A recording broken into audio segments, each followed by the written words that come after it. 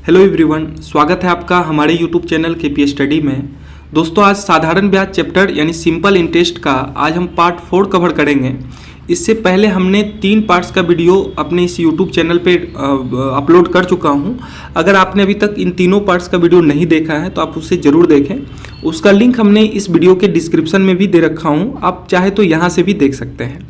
ठीक है, आपके सामने पार्ट 4 का फर्स्ट प्रश्न है कि 26,000 रुपये को 3 भागों में इस प्रकार बांटा गया है कि पहले भाग का 5%, पहले भाग को 5% की दर से 6 वर्ष के लिए, दूसरे भाग को 4% की दर से 5 वर्ष के लिए तथा तीसरे भाग को 10% की दर से 4 साल के लिए दिया गया है। ठीक है, तीनों से प्राप्त साधारण ब्याज बराबर हैं। तीनों से प्राप्त साधारण ब्याज क्या है? बराबर हैं।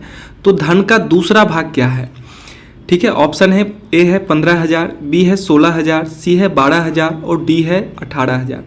देखिए, काफ़ी इंपॉर्टेंट प्रश्न है। ठीक है, रेलवे के एग्जाम में इस टाइप के प्रश्न पूछे जाते हैं। ठीक है, तो सबसे पहले इस टाइप के प्रश्न का आप कॉन्सेप्ट समझिए। ठीक है, पहले हम क्या करते हैं, इसका कॉन्सेप्ट समझते हैं, फिर हम प्रश्न को सॉल्व करेंगे। ठीक है, कह रहा है कि 3 पार्ट्स में इस धन को बांटा गया है। मूलधन को 3 पार्ट्स में बांटा गया है। 3 पार्ट हो, 4 पार्ट हो या 2 पार्ट हो, इससे कोई फर्क नहीं पड़ता है। ठीक है, 3 पार्ट में बांटा गया और प्रत्येक पार्ट का साधारण ब्याज क्या है? समान है। इस बात को आप समझिए, 3 जो पार्ट्स हैं, इस तीनों पार्ट्स का साधारण ब्याज क्या मिल रहा है? आपका समान मिल रहा है। तो जब साधारण ब्याज समान हो, देखिए, जब साधारण ब्याज या इसी को लिखेंगे सिंपल इंटरेस्ट, समान या इसी को लिखेंगे बराबर हो, समान हो या फिर बराबर हो, तब मूलधन का जो रेशियो होता है, ठीक है, तीनों पार्ट्स का जो रेशियो होगा, मान लीजिए आपका कोई मूलधन P है, इस P का जो रेशियो होगा 3 पार्ट्स का, वो क्या होगा? इस चीज़ को आप समझिए। देखिए, अगर मूलधन आपका P1, P2, P3 है, मूलधन आपने क्या माना है? P1, P2, P3, इसका रेशियो क्या निकल के आएगा? ठीक है, जब अगर 3 पार्ट्स में इस धन को बांटा गया है और तीनों पार्ट का साधारण ब्याज समान है, तो इस मूलधन का रेशियो क्या बनेगा? ठीक है, अगर अभी आप समझ नहीं पा रहे हैं तो आप आराम से वीडियो को पहले देखिए। देखिए, मान लीजिए कोई मूलधन आपका P यूनिट है, P है। ठीक है, इसको हम 3 पार्ट्स में बांट दिए हैं। P1 में एक पार्ट है आपका P2 और फिर एक पार्ट है आपका P3। ठीक है, 3 पार्ट्स में इसको हम बांट दिए हैं।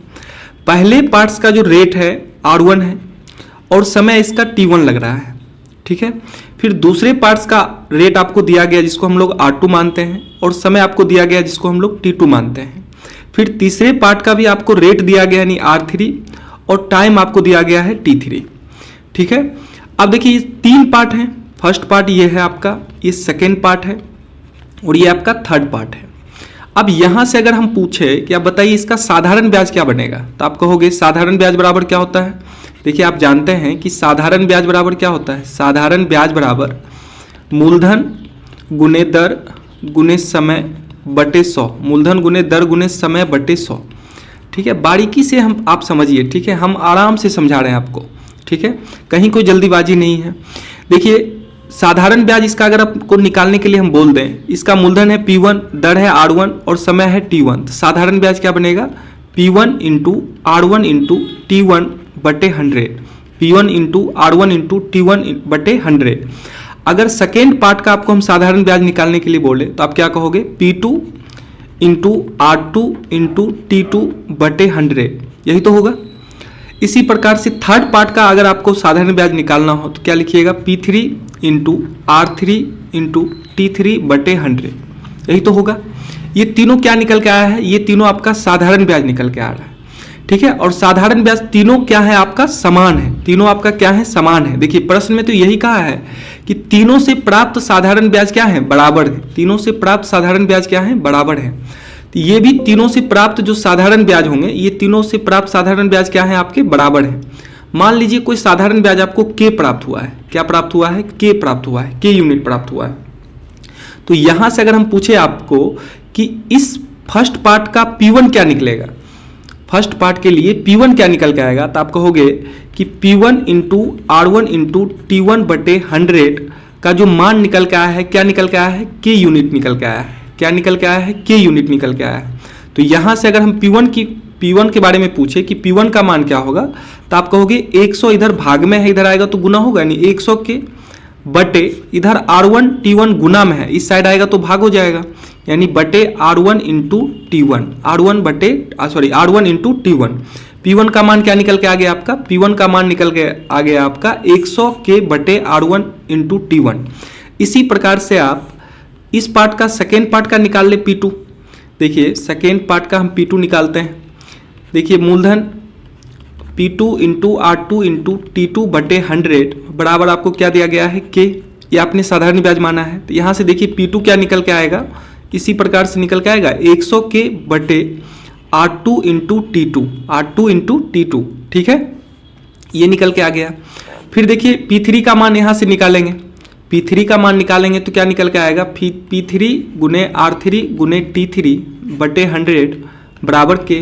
तो यहाँ से P3 का मान क्या निकल के आएगा आपका 100 के बटे R3 इंटू T3, ये किसका मान निकल के आ गया आपका, मूलधन जो तीन पार्ट्स में आपने बांटा है P1, P2 और P3 का, ठीक है। अब देखिए ये जो तीनों निकल के आया है, इस तीनों का रेशियो आपको मालूम करना है। क्या मालूम करना है, रेशियो, ठीक है। देखिए P1, P2 और P3 इसका रेशियो क्या बनेगा।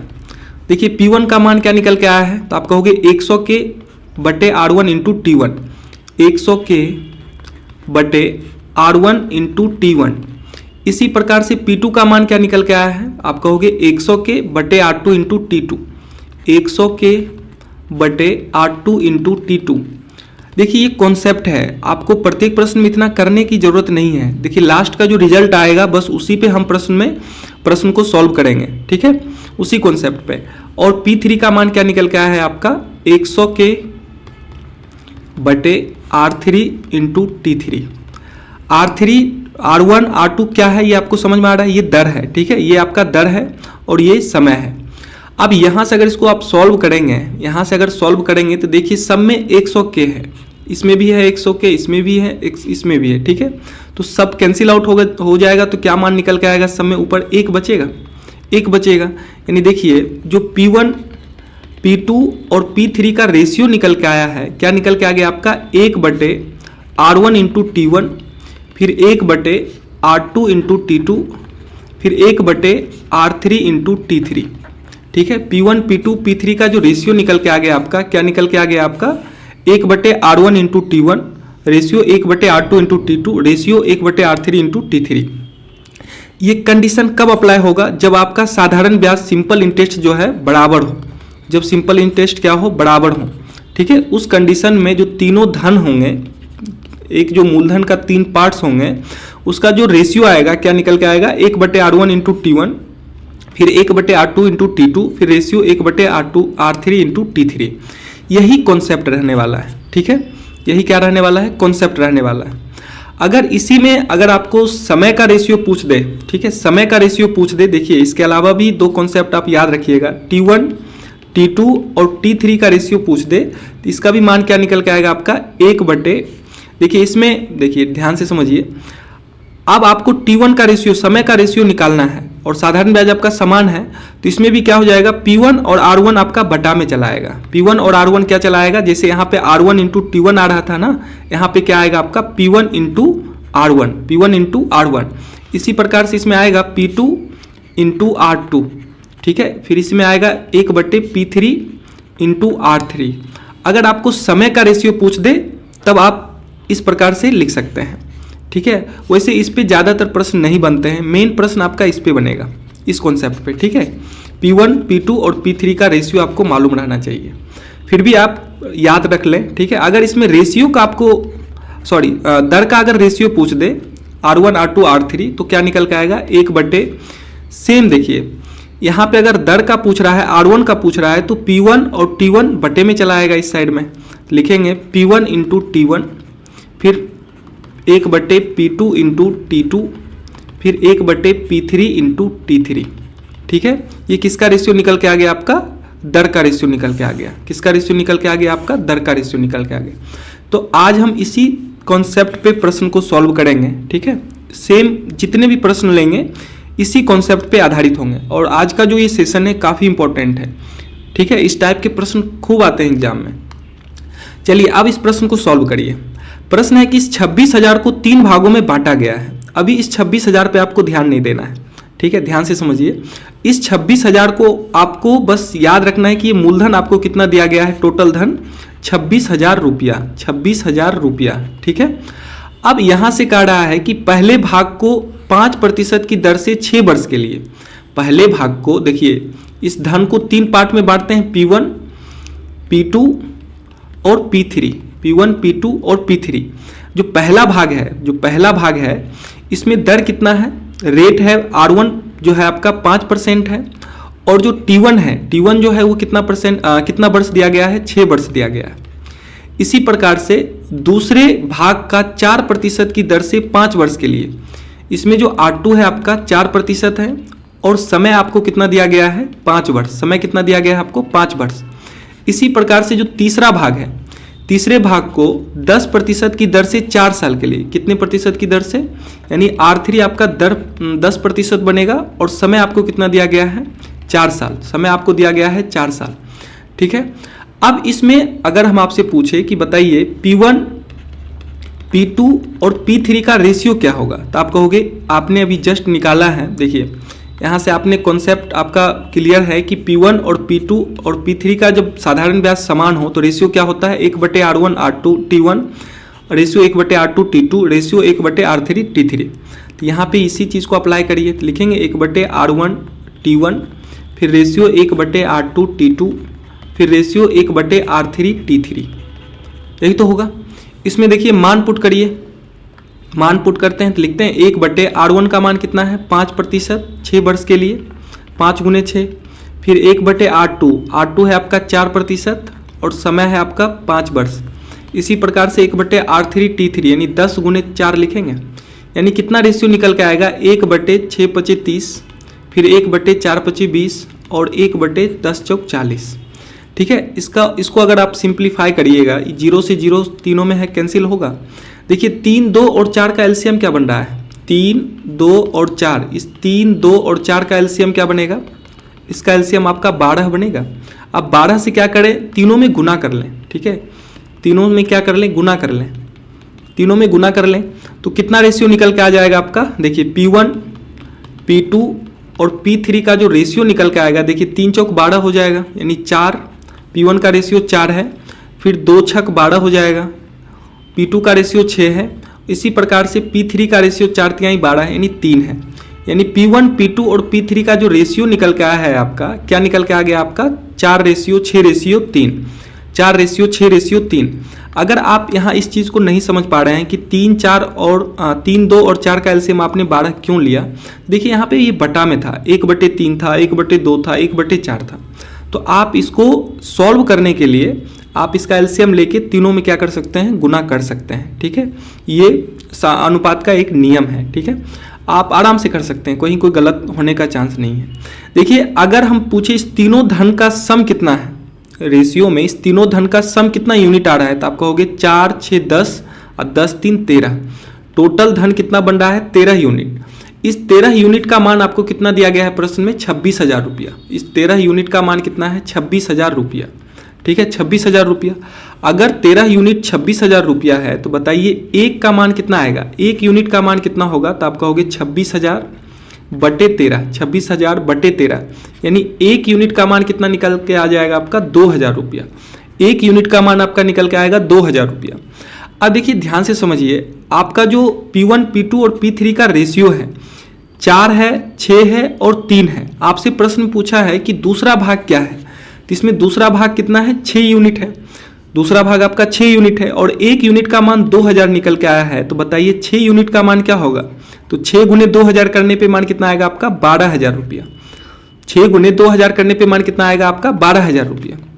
यानी इसका जो राइट आंसर बनेगा आपका ऑप्शन सी बनेगा। अगर आपको फर्स्ट पार्ट का मान पूछता कि फर्स्ट पार्ट कितना है, तो आप इसमें 2,000 से गुना करते 4 में, फर्स्ट पार्ट का मान कितना आ जाता है आपका, 8,000 रुपया। अगर थर्ड पार्ट पूछता आपसे 3 में गुना करते 2,000 से, यानी कितना मान आ जाता आपका, 6,000 रुपया, 6,000 रुपया। अब देखिए 8,000 प्लस 6,000 प्लस 12,000 करने पे मान आपको कितना आएगा, 26,000 रुपया निकल के आ जाएगा। इसी का तो ये तीनों पार्ट्स हैं। बात आ रहा है समझ में? आपसे प्रश्न में पूछा ही गया है कि सेकेंड पार्ट का मान क्या होगा, ठीक है, सेकेंड पार्ट का मान क्या होगा, ठीक है। इस टाइप के प्रश्न एग्जाम में खूब आते हैं, ठीक है। आप आराम से इस प्रश्न को समझिए। बस आपको ये कॉन्सेप्ट याद रखना है कि जब साधारण ब्याज समान हो तो P1, P2 और P3 जो मूलधन का रेशियो होता है, जितने पार्ट्स का आपको कहा जाए, उसमें क्या होता है 1/R1 T1, 1/R2 T2, 1/R3, ये 3 पार्ट्स में। अगर आपका सिर्फ 2 पार्ट्स का आता तो भी आप सिर्फ यहाँ तक लेते, ठीक है। 4 पार्ट्स कहेगा तो 4 पार्ट्स में बना देंगे, कोई दिक्कत नहीं है। कॉन्सेप्ट सबके लिए सेम रहने वाला है, ठीक है। तो चलिए इस टाइप का 2-3 प्रश्न और कवर करेंगे। आज का जितना भी प्रश्न होगा इसी कॉन्सेप्ट पे आधारित होगा, ठीक है, इस सेम कॉन्सेप्ट पे आधारित होगा। चलिए अगला प्रश्न देखते हैं। चलिए प्रश्न संख्या 2। अब पहले आप खुद से प्रयास करिए बनाने का, ठीक है। इस प्रश्न को खुद से सॉल्व करने का प्रयास करिए पहले, ठीक है। कह रहा है 10,400 रुपये को 2 भागों में इस प्रकार निवेश किया गया है कि पहले भाग का 10%, कितना प्रतिशत, 10% की दर से 5 वर्ष का व दूसरे भाग का 9% की दर से 6 वर्ष का साधारण ब्याज बराबर है। देखिए सेम प्रश्न है, बराबर है तो सबसे बड़ा भाग क्या है? इस 10,400 को 2 भाग में बांटा गया है, तो मान लीजिए इसका 2 भाग क्या है, P1 और P2 है। ये आपका मूलधन P है, ठीक है, मूलधन आपका P है 10,400, इसको 2 भाग में बांटा गया है। 2 भाग आपका क्या है, P1 और P2 है। 2 भाग आपने क्या माना है, P1 और P2। पहले भाग का जो दर है, पहले भाग के लिए जो R1 है कितना है, 10%, और समय आपको यानी T1 कितना दिया गया है, 5 वर्ष, समय आपको 5 वर्ष दिया गया है। इसी प्रकार से दूसरे भाग का जो दर है R2, वो कितना दिया गया है आपका 9%, और इसमें समय आपको कितना दिया गया है, 6 वर्ष, समय आपको 6 वर्ष दिया गया है। तो बताइए, और साधारण ब्याज दोनों के लिए समान है, सिंपल इंटरेस्ट दोनों भाग का क्या है, समान है, सिंपल इंटरेस्ट इक्वल है, सिंपल इंटरेस्ट समान है। तब आपको पता होगा कि जो P1 और P2 का रेशियो बनता है, क्या बनता है, P1 और P2 का रेशियो क्या बनता है, तो आप कहोगे 1/R1 × T1 ratio 1/R2 × T2, यही तो बनता है। इससे पहले वाले प्रश्न में इस कॉन्सेप्ट को हम सीखे हैं। अब बस आपको इस कॉन्सेप्ट को याद रखना है कि जब साधारण ब्याज समान हो तो जितना भाग बनेगा उसका जो रेशियो निकल के आएगा 1/R1 × T1, 1/R2 × T2, इस टाइप का निकल के आएगा, ठीक है। तो चलिए इसका रेशियो निकालते हैं। सबसे पहले तो लिखेंगे 1/R1 का मान कितना है, 10, T1 का मान है 5। इसी प्रकार से लिखेंगे 1/ दूसरे भाग का R2 कितना है आपका 9 और T2 है आपका 6, यानी कितना मान निकल के आ गया आपका 1/10 × 50, और इधर आ गया 1/9 × 6 = 54, ठीक है। इसको देखिए कैंसिल कर सकते हैं आप, 2 से 25 बार में कटेगा, ये 2 से 27 बार में कटेगा। 25 27 का एलसीएम 25 × 27 ही आएगा, तो यहाँ से आप सिंप्लीफाई इस तरह से भी कर सकते हैं, क्रॉस मल्टीप्लिकेशन हो जाएगा, ठीक है। तो 1 × 27 करने पे 27 रेशियो कितना निकल के आ जाएगा आपका 25, 27 रेशियो 25 निकल के आएगा। या फिर आप इतना इसको नहीं समझ पा रहे हैं तो 25 और 27 का जो एलसीएम बनेगा, 25 और 27 का एलसीएम क्या बनेगा आपका 25 × 27 बनेगा, 25 × 27 बनेगा, ठीक है। तो इसमें दोनों में अगर आप 25 × 27 करते हैं, इसमें भी 25 × 27 करेंगे और इसमें भी, इसमें अगर 25 × 27 पहले पार्ट में करेंगे और दूसरे पार्ट में भी 25 × 27 करेंगे, तो देखिए ये कैंसिल आउट हो जाएगा, ये 25 से 25 कट जाएगा और फिर ये 27 से 27 कट जाएगा। तो कितना रेशियो आएगा, 27 रेशियो 25 आएगा, ठीक है। यानी जो P1 और P2 का रेशियो निकल के आया है आपका, जो धन आपने माना है P1 और P2, इसका रेशियो क्या निकल के आ गया आपका 27 रेशियो 25।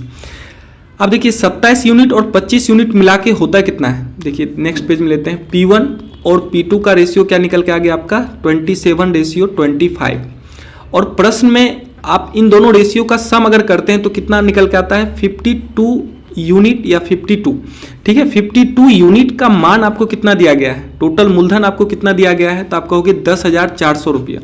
टोटल मूलधन आपको प्रश्न में दिया गया है 10,400 रुपया, ठीक है।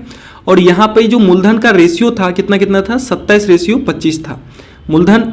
इसी मूलधन को हम 2 पार्ट्स में बांटे हैं, ठीक है। 10,400 को ही 2 पार्ट्स में बांटा गया है, एक आपका P1 है और एक P2 है। इसका रेशियो कितना था 27 रेशियो 25। इन दोनों का सम आपका 52 यूनिट आया। तो 52 यूनिट अगर 10,400 को रिप्रेजेंट कर रहा है तो बताइए 1 यूनिट का मान क्या निकल के आएगा, तो आप कहोगे 10,400 बटे 52, 10,400 बटे 52। देखिए कैंसिल आउट होगा, ये 2 बार में 104 फिर 200 दो जीरो उतरेगा इस पे, तो यानी 1 यूनिट का मान क्या निकल के आ गया आपका 200। 1 यूनिट का मान निकल के आ गया आपका 200।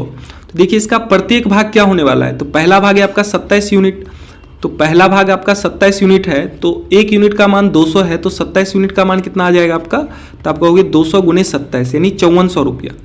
ठीक है, फर्स्ट पार्ट का मान आपको कितना निकल के आ गया 5400 रुपया। इसी प्रकार से सेकेंड पार्ट का मान निकालिए, तो इसमें भी एक यूनिट का मान निकल के आया है आपका 200 रुपया, तो 25 यूनिट का मान कितना निकल के आ जाएगा आपका 5000 रुपया। कितना निकल के आ जाएगा आपका 5000 रुपया।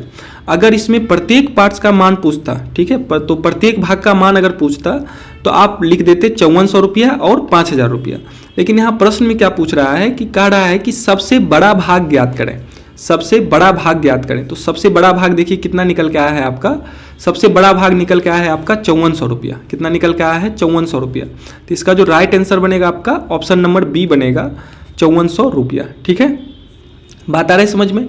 चलिए एक प्रश्न और देखते हैं इस टाइप का।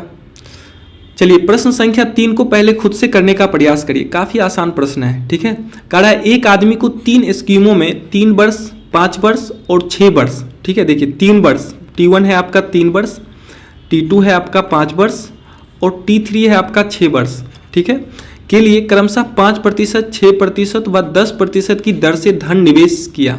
कितना कितना दर से, R1 है आपका 5%, R2 है आपका 6% और R3 है आपका कितना 10% की दर से धन निवेश किया।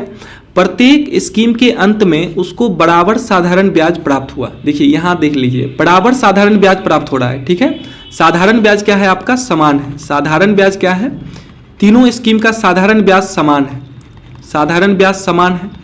ठीक है, तो उसके निवेश का अनुपात क्या है, तो इसमें आपको उसके निवेश का अनुपात पूछा है कि P1, P2 और P3 इसका अनुपात क्या होगा। P1, P2 और P3 यही तो आपने धन निवेश किया है, इसका रेशियो आपसे पूछा है।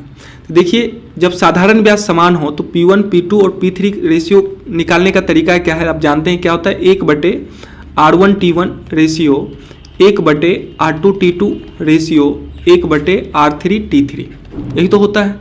जब साधारण ब्याज समान हो तो मूलधन का रेशियो निकालने का क्या होता है, मूलधन का रेशियो किस प्रकार से निकालते हैं, 1/R1 into T1, ratio 1/R2 into T2, फिर रेशियो 1/R3 इंटू T3। यहाँ से देखिए 1/R1 का मान कितना है, आप कहोगे R1 है 5% यानी 5 गुने समय है 3। इसी प्रकार से 1/R2 का मान है आपका 6 और समय है 5, फिर 1/R3 का मान है 10 और समय है आपका 6 वर्ष। ठीक है, तीनों का हमने मान पुट कर दिया। इसमें मान क्या निकल के आएगा आपका 1/15, रेशियो 1/6×5 = 30, रेशियो 1/10×6 = 60। जो कैंसिल आउट होने वाला उसको कैंसिल करिए। देखिए किससे ये तीनों पार्ट्स कट रहा है, तो आप कहोगे 5 से कट रहा है। ठीक है, 15 से भी कट रहा है तो 15 से ही काट लीजिए, 15 इकाई 15, 15 दूनी 30, 15 चौक 60। बचा नीचे में क्या, 1, 2 और 4, 1, 2 और 4, इसका एलसीएम क्या बनेगा, तो आप कहोगे 4 बनेगा। इसका एलसीएम क्या 4 बनेगा आपका, 4 बनेगा। इस 4 से आप तीनों में क्या कर ले, गुना कर लें। ठीक है, देखिए ऊपर का भाग क्या निकल के आ जाएगा आपका 4 इकाई 4, इसमें देखिए 2 दूनी 4 कटेगा, ये 4 रेशियो 2, फिर ये 4 से 4 कैंसिल हो जाएगा, यहाँ क्या बचेगा 1। यानी जो निवेश किए गए उसके जो धन है, जो धन उसने निवेश किया उसका अनुपात क्या निकल के आ गया आपका, P1, P2 और P3 का जो अनुपात निकल के आया आपका क्या निकल के आ गया, 4:2:1 निकल के आया, 4:2:1 निकल के आया। इसका जो राइट आंसर बनेगा आपका ऑप्शन नंबर सी बनेगा, 4:2:1। ठीक है, बात आ रही समझ में। इस कॉन्सेप्ट को बस आपको भूलना नहीं है कि जब साधारण ब्याज समान हो, जब सिंपल इंटरेस्ट समान हो, तो मूलधन का जो रेशियो होता है क्या होता है, 1/R1 into T1, 1/R2 into T2, ratio 1/R3 into T3। बात आ रही समझ में। चलिए अगला प्रश्न देखते हैं। चलिए प्रश्न संख्या 4 है आपके सामने, सेम प्रश्न है, पहले खुद से प्रयास करिए बनाने का। यहाँ पे एक चीज़ आपको ऐड कर दिया है कि प्रत्येक भाग का साधारण ब्याज ज्ञात करिए। ठीक है, प्रत्येक भाग का साधारण ब्याज ज्ञात करें। देखिए प्रत्येक भाग का साधारण ब्याज मतलब किसी एक भाग का अगर आपने साधारण ब्याज निकाल दिया और तीनों भाग का साधारण ब्याज क्या है, समान है, तो आराम से निकाल सकते हैं। प्रश्न है आपके सामने कि 9,000 3 भागों में इस प्रकार निवेश किए गए कि पहले भाग का 2% की दर से 3 वर्ष। देखिए ये 9,000 रुपया टोटल धन है, कितना है 9,000 रुपया, ये आपका मूलधन है, टोटल धन, ठीक है। इसमें जो पहला भाग है, इसका जो फर्स्ट भाग है यानी P1 जो है, इस पे रेट ऑफ इंटरेस्ट क्या है, R1 है इसका 2% और समय कितना लग रहा है इसका 3 वर्ष, समय लग रहा है इसका 3 वर्ष, ठीक है। इसी प्रकार से इसका जो P2 यानी दूसरा भाग है, उसमें कह रहा है दूसरे भाग 3% की दर से 4 वर्ष के लिए। दूसरे भाग में जो रेट ऑफ इंटरेस्ट है कितना है 3% और समय इसको कितना लग रहा है, समय लग रहा है 4 वर्ष। फिर इसका तीसरा जो भाग है यानी P3 जो है, कह रहा है तीसरे भाग का 4% की दर से 5 वर्ष का साधारण ब्याज बराबर है। इसमें जो रेट ऑफ इंटरेस्ट है कितना है 4% और समय इसको कितना लग रहा है, आप कहोगे 5 वर्ष, समय लग रहा है 5 वर्ष। तो पहले आप क्या करें कि तीनों का रेशियो निकाल दें, जो 3 पार्ट्स हैं P1, P2 और P3, इसका रेशियो क्या बनेगा। तो आप कहोगे इसका रेशियो क्या होता है 1/R1 into T1, ratio 1/R2 into T2, ratio 1/R3 into T3। ये कब होता है, जब साधारण ब्याज आपका क्या हो, समान हो, जब साधारण ब्याज आपको तीनों पार्ट्स का क्या दिया गया हो, समान दिया गया हो, ठीक है। ये कंडीशन कब अप्लाई होगा, जब साधारण ब्याज तीनों पार्ट्स का क्या हो, समान हो। अब देखिए यहाँ से अगर तीनों पार्ट्स का अगर हम P1, P2 और P3 निकालते हैं तो क्या निकल के आएगा, आप कहोगे 1/R1 का मान कितना है 2 और T1 का मान है 3, फिर रेशियो 1/R2 है आपका 3, समय है 4, फिर इसी प्रकार से 1/R3 है आपका 4 और T3 है आपका 5। चलिए इसको सॉल्व करते हैं हम। देखिए क्या निकल के आएगा 1/3 दूनी 6, फिर 1/12, ये 1/20। अब देखिए ये 2 से कैंसिल आउट हो रहा है, नीचे 2 से ये कट रहा है तीनों, तो 2 तिहाई 6, 2 छक 12 और 2 से 10 बार में कटेगा, ठीक है। तो क्या नीचे में क्या बच रहा है आपका 3, 6 और 10, इसका एलसीएम क्या बनेगा, इसका एलसीएम बन के आ जाएगा आपका 30। एलसीएम कितना बनेगा आपका 30 बनेगा।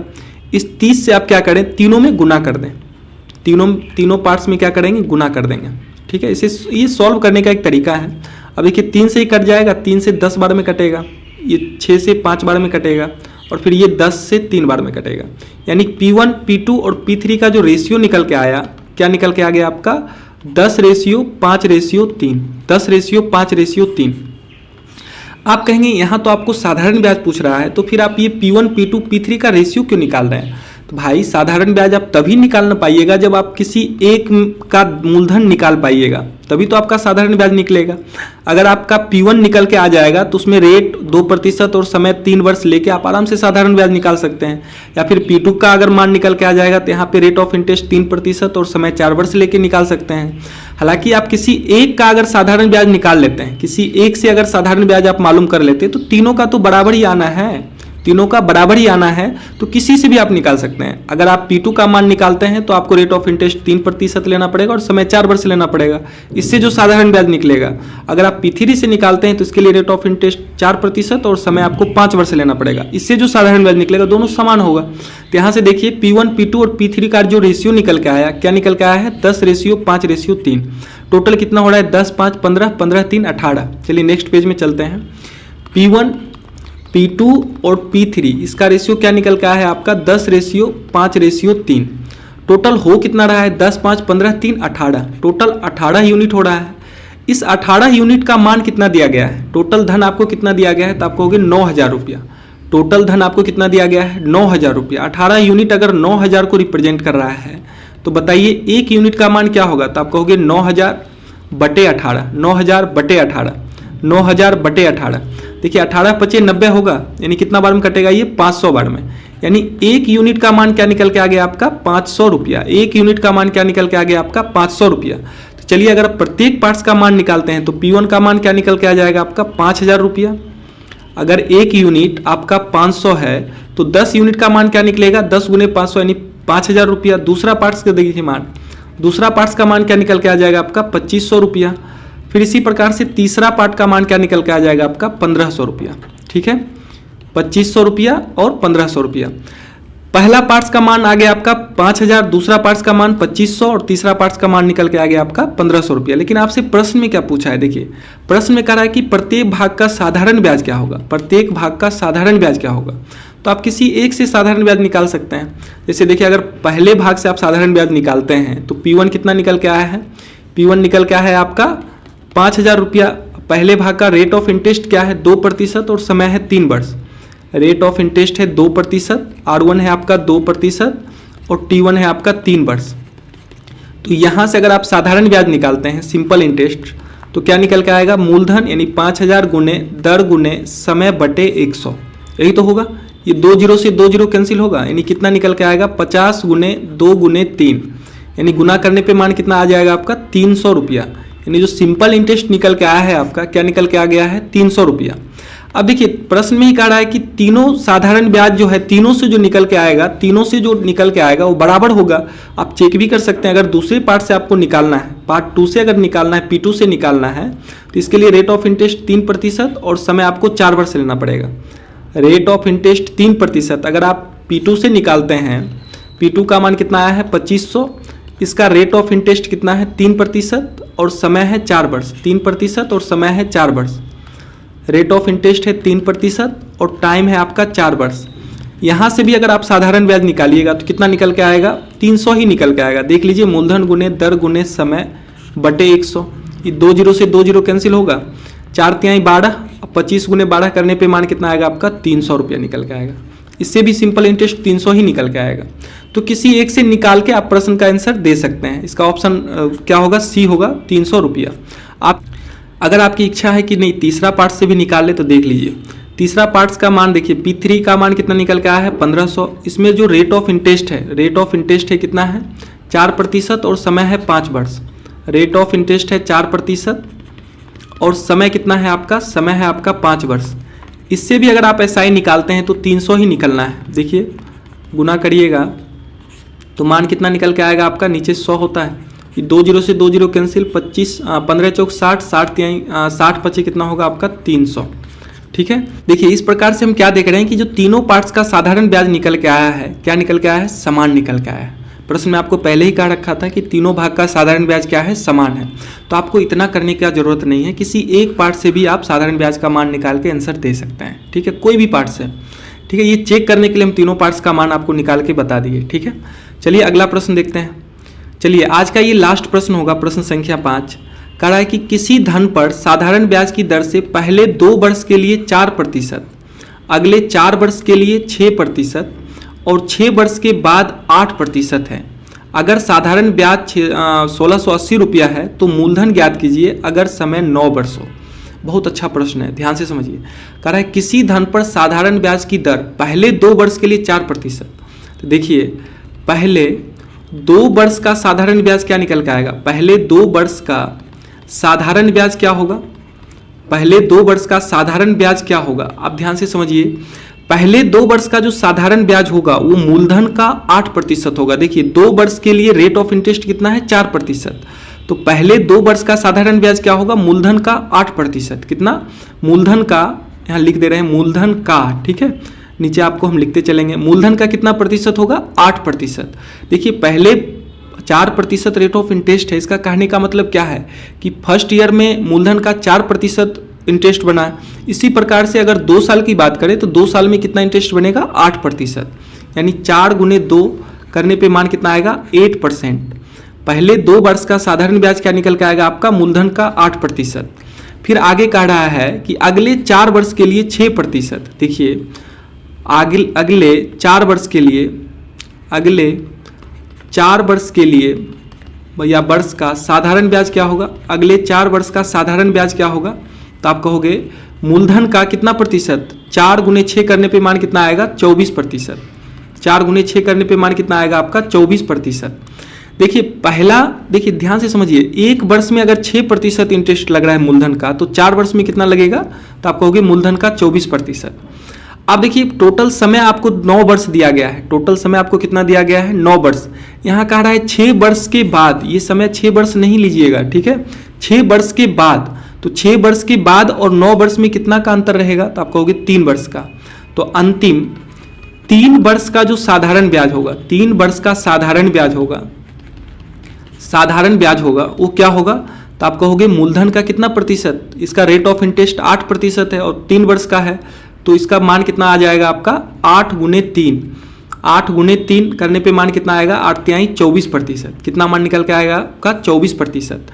ठीक है, अब देखिए एक चीज़ को आप समझिए, अगर हम पूछे कि कुल साधारण ब्याज कितना बना है, कुल साधारण ब्याज कितना बना है, कुल साधारण ब्याज कितना बना है, तो आप कहोगे कि कुल साधारण ब्याज मूलधन का कितना प्रतिशत बना है, 24/8 या 24/48 56%। मूलधन का कितना प्रतिशत बना है, 56%। और यहाँ पे प्रश्न में कुल साधारण ब्याज कितना दिया गया है, प्रश्न में आपको कुल साधारण ब्याज कितना दिया गया है, 1680 रुपया, 1680 रुपया। ये 1680 मूलधन का कितना है, मूलधन का 56% है, मूलधन का कितना है, 56% है। अब देखिए इसको सॉल्व करेंगे तो मान कितना आएगा, 1680 बराबर मूलधन का मीन्स गुना होता है 56/100, 56/100। इधर 100 भाग में इधर आएगा तो गुना होगा, 1680 गुने 100, इधर 56 गुना में इधर आएगा तो भाग होगा, बराबर मूलधन, बराबर मूलधन। यहाँ से देखिए 56 तिहाई क्या होगा, 108, इसको काटिए, 56 तिहाई 168 होता है, 56 तिहाई 168, एक जीरो आ जाएगा, यानी मूलधन कितना निकल के आएगा आपका, मूलधन निकल के आएगा आपका 30 गुने 100, 30 गुने 100 करने पे मान क्या आएगा आपका 3000 रुपया, 3000 रुपया। यानी इसका जो राइट आंसर बनेगा आपका ऑप्शन नंबर सी बनेगा, 3000 रुपया। आपके मन में ख्याल आता होगा कि क्या इस तरह से एग्जाम में करेंगे, बिल्कुल नहीं, आपको बस सिखाने का मेरा उद्देश्य था कि इस तरीके से ये प्रश्न बनता है, ठीक है। अगर आपको एग्जाम में ये प्रश्न आए तो आप इस तरह से कर सकते हैं कि देखिए पहले 2 वर्ष का साधारण ब्याज कितना है, 4%, 2 वर्ष के लिए रेट ऑफ इंटरेस्ट 4% है तो 8% मान आएगा। फिर अगले 4 वर्ष के लिए 6% रेट ऑफ इंटरेस्ट है तो टोटल कितना परसेंट बनेगा, ब्याज 24%। फिर 6 वर्ष के बाद और 9 वर्ष टोटल समय दिया गया है, तो यानी 3 वर्ष का जो रेट ऑफ इंटरेस्ट है 8% है, तो इसका टोटल कितना बनेगा, 24% ब्याज बनेगा। यानी टोटल ब्याज कितना बन गया आपका, 56%। और इसी 56% का मान 1680 दिया हुआ है, तो यहाँ से 1% का मान कितना आएगा, 1680/56, यानी 30 रुपया आएगा। तो 100, देखिए 100 आपका प्रिंसिपल होता है, तो 100% का मान कितना आ जाएगा, तो दोनों तरफ डबल जीरो बैठाएंगे, यानी 100% का मान क्या हो जाएगा आपका 3000 रुपया, 100% का मान क्या हो जाएगा आपका 3000 रुपया। यानी इसका जो राइट आंसर बनेगा आपका ऑप्शन नंबर सी बनेगा। तो जब आपका बेसिक क्लियर रहेगा ना तो आप आराम से इसको शॉर्ट में भी बना सकते हैं, ठीक है। तो चलिए इस वीडियो में इतना ही रखते हैं, ठीक है। फिर हम मिलते हैं इसके अगले पार्ट्स में, यानी पार्ट 5 में हम अच्छे और प्रश्न को कवर करेंगे, ठीक। तो उम्मीद करता हूँ आपको ये वीडियो पसंद आई होगी, तो प्लीज इसे लाइक कीजिए, अपने दोस्तों के साथ शेयर कीजिए, और अगर आप हमारे साथ जुड़ना चाहते हैं तो नीचे दिए गए रेड कलर के सब्सक्राइब बटन पर क्लिक करके हमारे चैनल को सब्सक्राइब कर लें, साथ में बेल आइकन को प्रेस करें ताकि मेरे हर नए वीडियो की नोटिफिकेशन आपको मिलती रहे। तो चलिए फिर मिलता हूँ अपनी नेक्स्ट वीडियो में, तब तक के लिए बाय बाय।